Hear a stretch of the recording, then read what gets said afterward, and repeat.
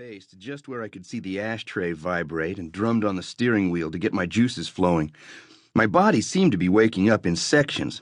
My hands and feet were behaving normally, but my nose was still cold, and the pit of my stomach felt as if I'd swallowed a coil of old rope. My brain was handling basic stuff like driving the car and humming off-key, but it was still coming up blank on the day of the week.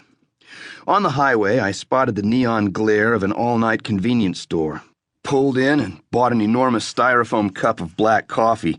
I slurped it anxiously, burning my lips as I drove east toward Pioneer Park. Tuesday, I remembered suddenly. It was Monday night when I went to bed, so this has to be Tuesday morning. Thank you, Juan Valdez. Turning off the highway into the quiet residential neighborhood leading to the park, I doused the radio, rolled my window down, and sucked in a big, delicious noseful of Minnesota in May. Lilacs, fresh-turned earth, sheep manure, and grass cuttings. Heaven should only have it so good. Was last winter the longest and coldest on record, or do I ask that every year in May? Anyway, Minnesota winters do make you really appreciate spring. Everyone in Rutherford says that to explain to tourists why we live so far north in the temperate zone.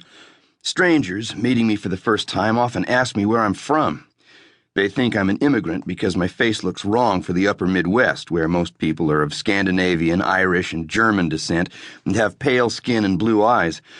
My skin is cinnamon-colored, and I have, as a tactful teacher once put it, mixed features.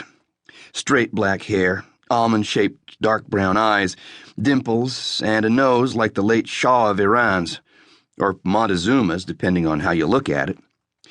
The jury is still out on who contributed what to my bloodlines, but I'm as native as it's possible to get. Besides being born here, I was a ward of the state of Minnesota until I was 18 years old. I grew up in Waseca, also in Wabasha, Owatonna, Faribault, Winona, and Albert Lee.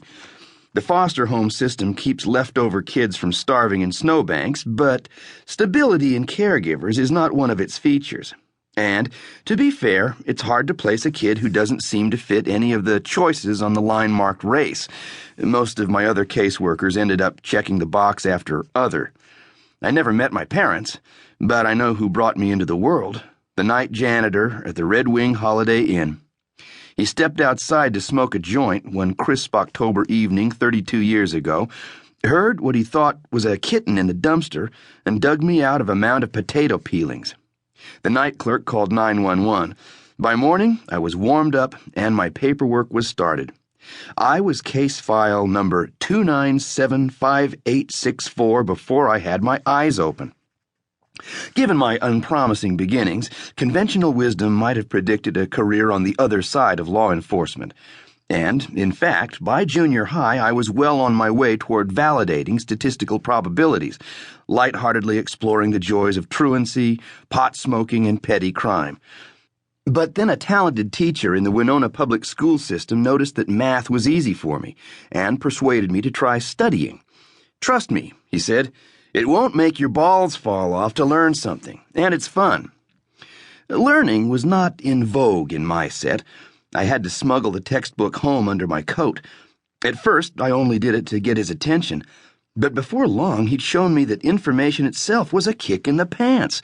By the end of the year, he had signed me up for summer math camp in the North Woods, and I never went back to prowling cars. I turned into a math and science nerd with just enough attitude to try for a scholarship at Rutherford Junior College. 1,000 tests later, I got a shot at the Rutherford Police Department, and now I carry a badge that says I'm a good guy. Sometimes I have a guilty feeling that I picked up all the marbles when nobody was looking. Expecting flashing dome lights, I almost missed Vince's unlighted squad car, parked in a dense shade under a big oak. A little side gate stood open, a gap in the hedge-lined chain-link fence that rings Pioneer Park. Harley Munt was just visible, waiting in shadow inside the gate.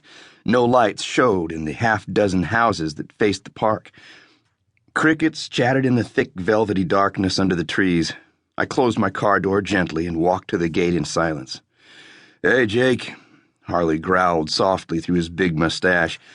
He pushed the gate closed as we shook hands. A thick-set, meaty young guy. He'd only been on the Rutherford force a couple of years, most of the time on the night shift, where I